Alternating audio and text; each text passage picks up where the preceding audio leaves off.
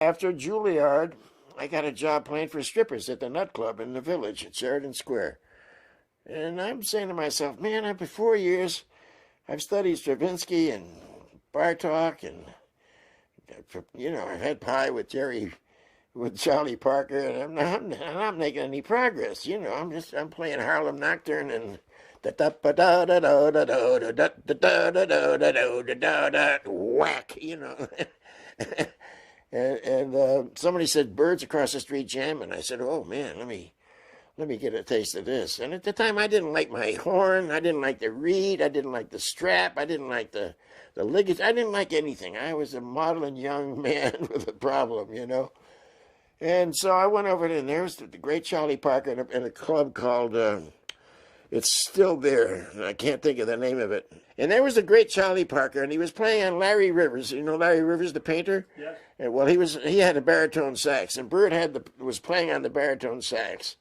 There was a piano about this long, a terrible-looking instrument. There's a guy playing it was about 90 years old, and his father was on drums, which were a couple of pie plates and this little snare drum, and that was it. That was the band. And I could see that Bird was having trouble playing the baritone. I said, Mr. Parker, man, would you like to play my alto? I'm right across the street, and I'm on a long break. He said, yeah, that'd be cool. This baritone's kicking my ass. So I ran across 7th Avenue, got my alto, brought it back, and I got on the bandstand. He's sitting here, and I'm sitting there.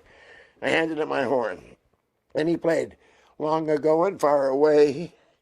And all of a sudden, I'm listening to my horn, and there's nothing wrong with the reed. There's nothing wrong with the mouthpiece. I mean, even the strap sounded good, And he hands me the horn. He said, now you play. Oh, man, I mean, I run across a lot of young kids when I do master classes or teach. And they're always saying, oh, I'm too shy. I'm too shy. I said, don't be shy.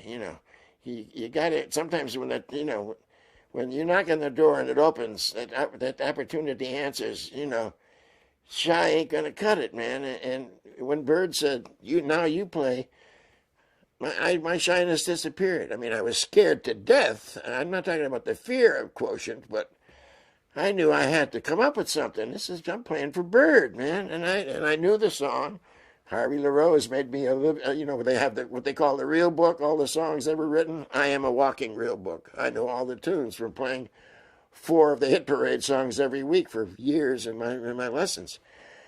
So I did a fair job on Long Ago and Far Away, Jerome Kern.